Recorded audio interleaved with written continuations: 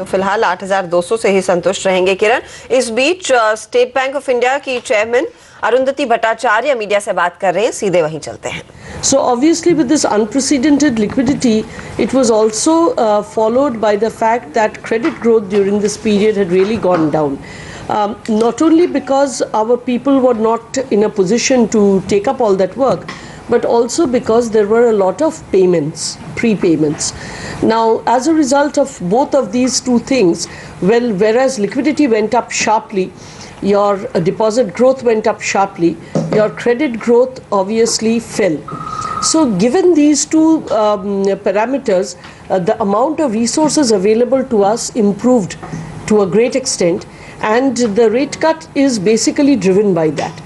Now obviously there is a view that much of this liquidity will flow out. We haven't seen much of it flowing out during the last 50 days, but we also believe that quite a bit of it will flow out. When that happens, we will need to look at deposit rates to see how we can maintain the rates where we have brought them. We believe that it can be done, and that is the reason we have gone ahead and done this. Of course, you know, we also wish to give a very clear signal that we are open for business, that there is demand in the economy and there should not be any uncertainty on this. And definitely, you know, we would like to see credit growth getting jump started, and that is the thought behind this particular rate cut.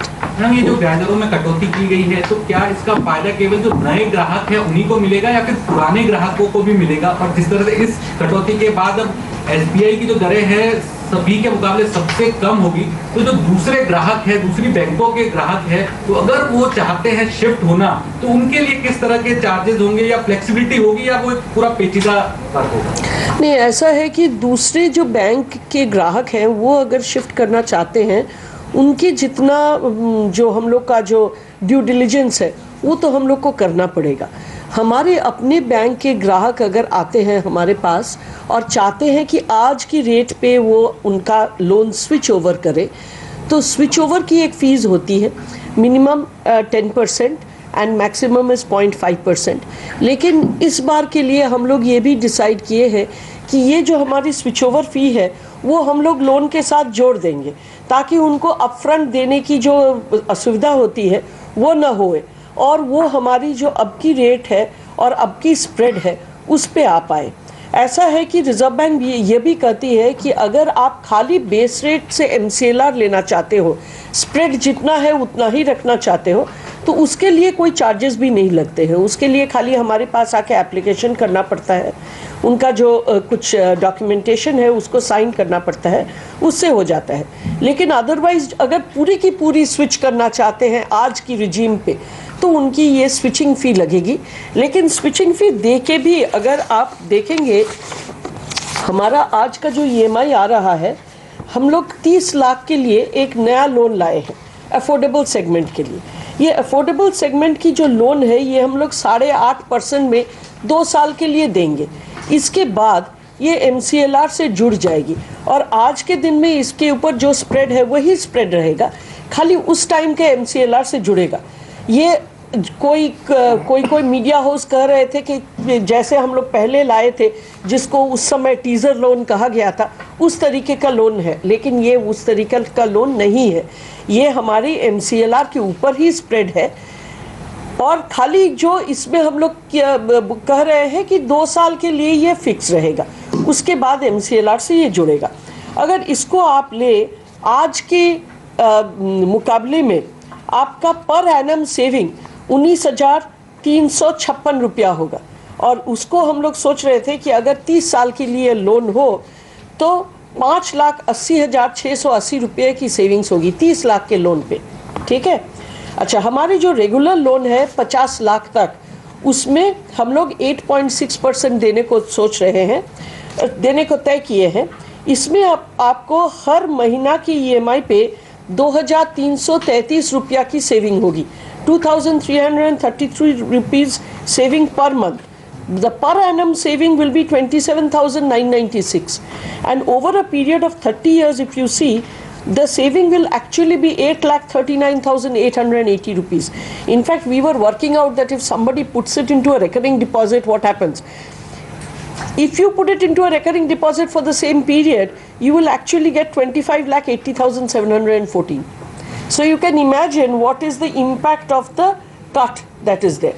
And Yeah. Assuming that you MCLR That rate we are presuming at 6.5%. If you put it in RD, that is what Madam is mentioning. yeah. No, later on, if again it goes up, that's a separate issue. But as of now, what is the impact? We are trying to say, as of now, the impact, then you take a per month impact. Even a per month impact of 2,333 rupees is not a small impact for anybody. And a 50 lakh is a regular loan, means most people today have loans that are around 50 lakhs. And for that matter, if you look at our book, in our book, the average loan size of a home loan is 30 lakh. So even for an average loan size, your saving is more than 1,613 rupees per month, which is not a small amount of saving. Ma'am इसी में एक ही सवाल जुड़ा हुआ था कि भाई जो मौजूदा अभी जो आपने रेट कट किया है तो क्या एग्जिस्टिंग कस्टमर्स को ही फायदा पहुंचेगा या पुराने जिन्होंने लोन ले लिया? नहीं, एग्जिस्टिंग कस्टमर के लिए उनको उसको स्विच करना पड़ेगा। जैसे हम कह रहे थे, अगर वो एग्जैक्टली आज की स्प्रेड और आज की MCLR लेना चाहते हैं, then they have to come to us and do a switch. और स्विचिंग फ़ी जो है 10,000 रुपया मिनिमम है, 0.5% मैक्सिमम है। और वो स्विचिंग फ़ी हम लोग इस बार उनको ये सुविधा देंगे कि वो लोन से ही उसको हम लोग ऐड कर देंगे, ताकि अपफ्रंट उनको कोई पैसा ना देना पड़े।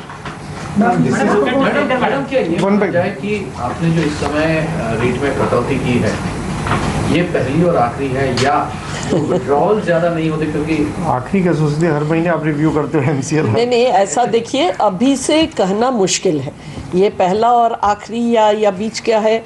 ये डिपेंड करेगा तब की सिचुएशन के ऊपर, क्योंकि आज भी बहुत ज़्यादा क्लैरिटी नहीं है कि आपका जो पैसा आया है वो कितना रहेगा, कब तक रहेगा, कौन सेगमेंट में रहेगा, यानी कि वो सेविंग्स और करंट अकाउंट में बना रहेगा या फिक्स डिपॉजिट में चला जाएगा।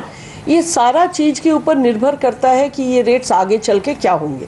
तो हम लोग को ये कहना है कि स्टेबिलिटी हम लोग देखते हैं मार्च के एंड तक आ जाएगा।